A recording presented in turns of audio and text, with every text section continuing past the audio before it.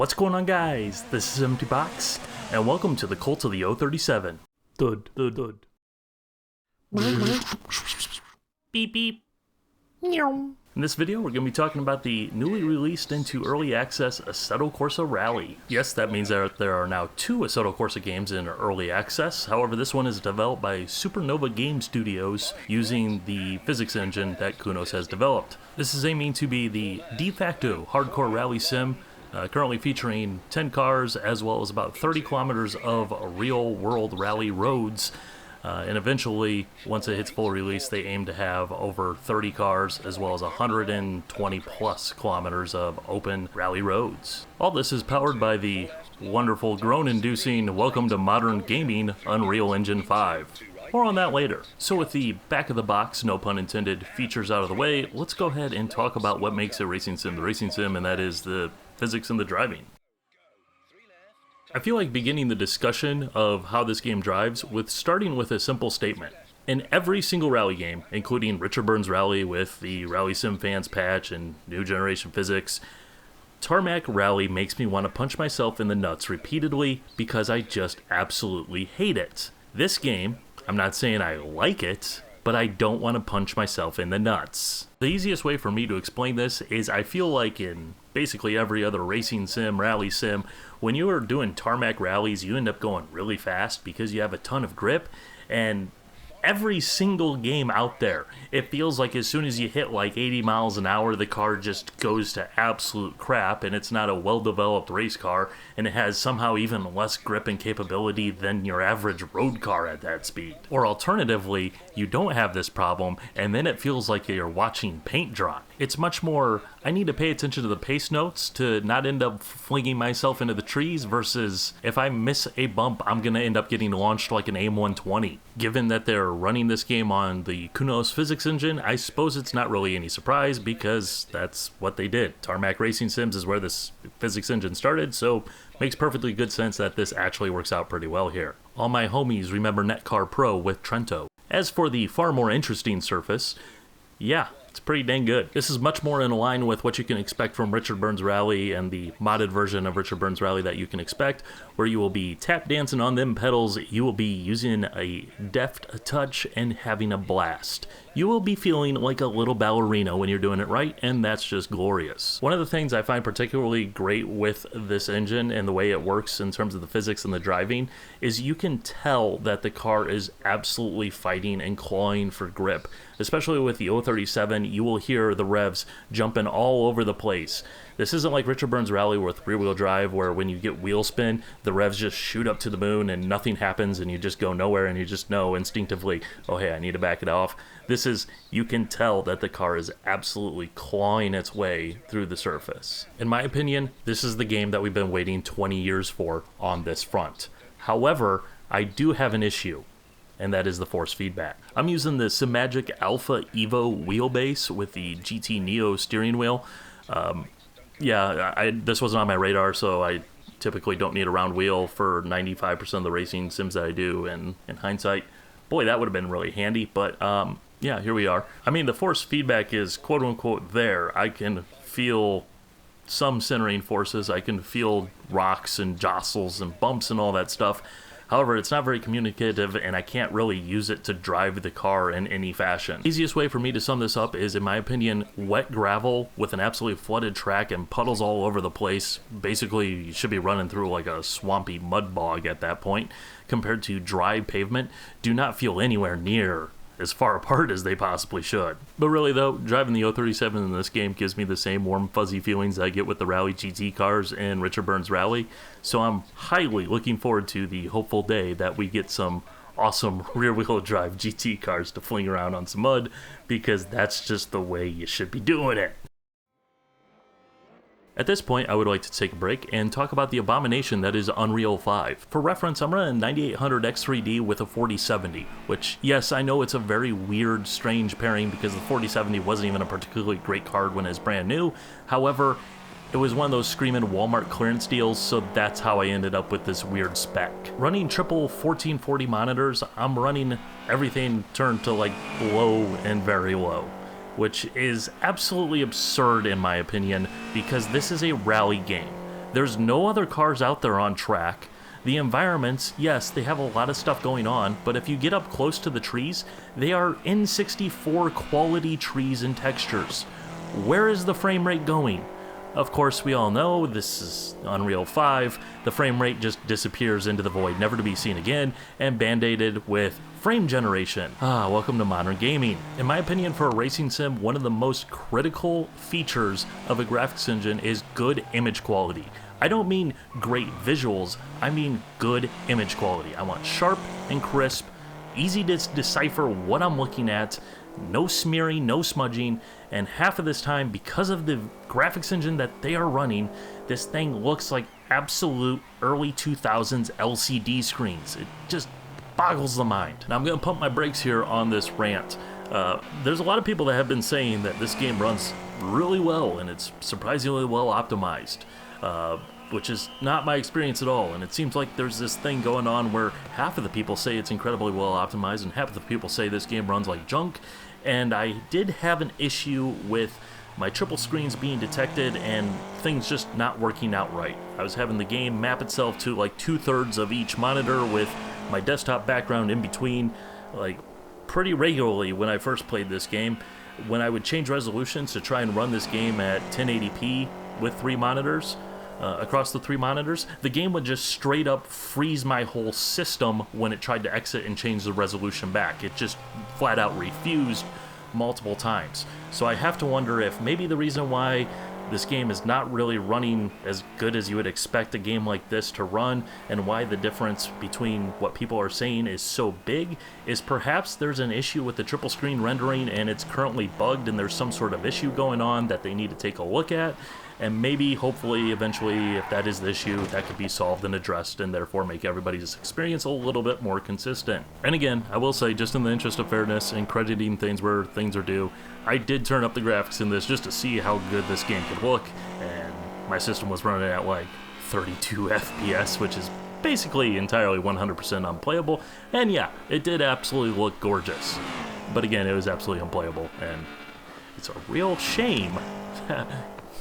Sorry, I'm going to go into that rant again about modern gaming.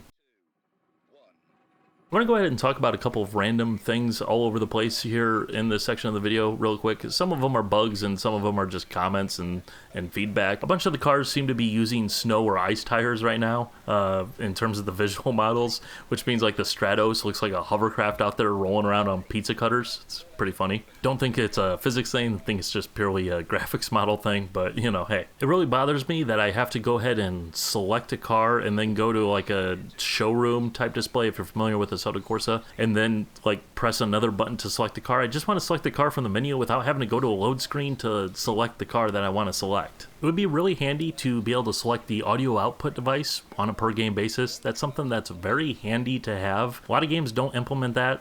Some do, some don't, but it's a great feature, so please add it, please. Perhaps a bit more relevant to the topic of a racing sim, I find it really weird that you can have a device for a shifter, like a sequential shifter, you can have an H-pattern gearbox, but then there's no secondary gear shift button that you can bind, so you can't have paddles, because in this game you have paddle shifted cars, you have sequential stick cars, you have H-pattern gearbox cars, can use all 3 devices. I got all 3 devices in my setup, so it'd be very handy if you let me bind all 3 devices, so that way I could just switch on the fly.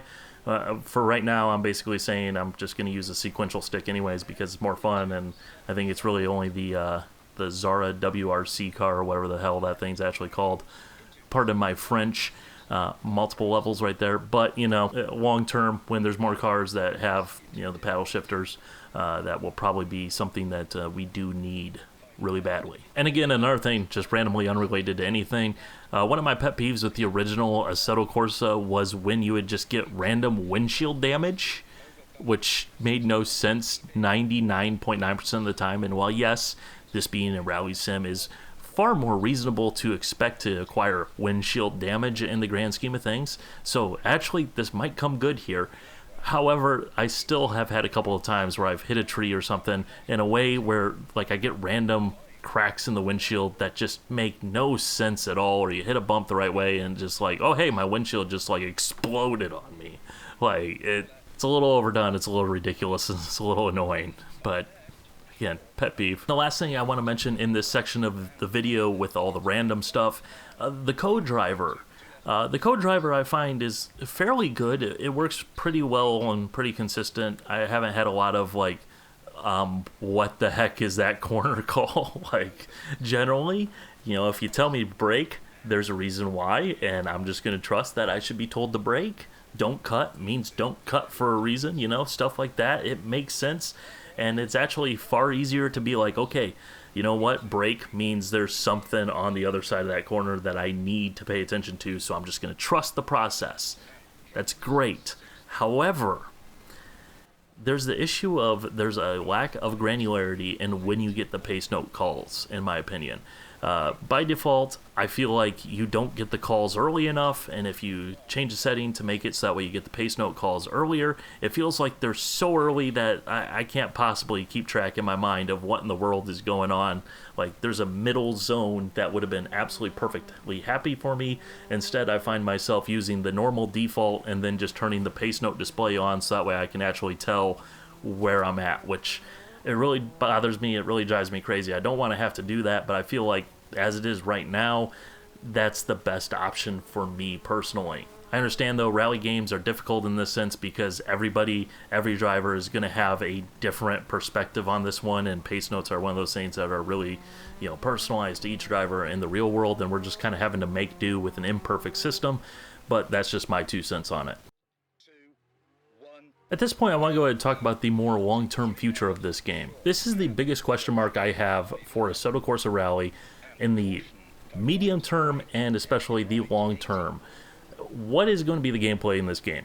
Because right now, as it is, it's drive rally cars around a rally stage, and that's basically that. Look, I'm a PC sim racer, and that's like basically the entirety of our games because we can't have like any career modes or anything like that because that would just... Can't have that. That's too much. I can understand why we live in the world that we do, where we have endless hot lapping simulators and everybody trying to be iRacing. I understand it. However, I do believe that this game 100% would instantly improve overnight if they were to simply just take the dirt rally approach and say, well, we're going to have a multiplayer system where you can just run leaderboards.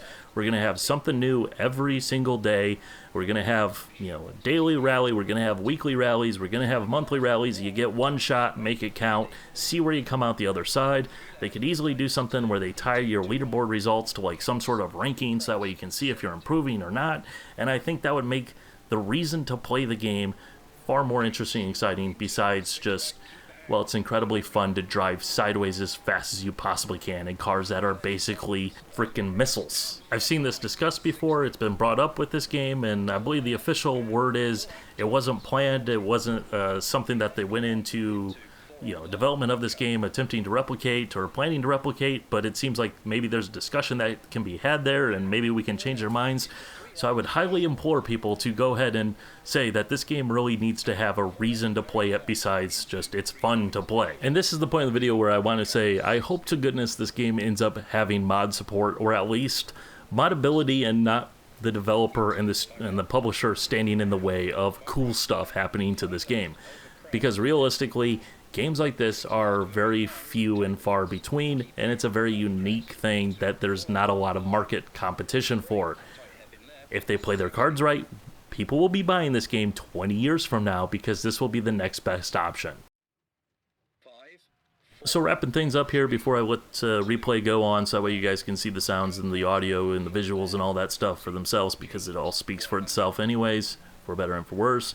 You know, I just put it as simple as this game has a bright future ahead of it, and as far as I'm concerned, this game will become the de facto rally sim out there as long as they don't fumble it to the greatest degree. I mean, they have everything going for them. It's right there for the taking. All they have to do is not screw it up at this point. So please don't screw it up. The cult of the 037 demands it. So hope you guys enjoyed. Alright, bye. 5 right and flat left, 50. 4 left and 4 right, long. Into 3 left, short, 70. 4 right, 40. 4 right, very long, over crest. into 4 left, long, tightens 3, late. Caution, through gate, into 2 right, short, cut. And 3 right, tightens late, small cut.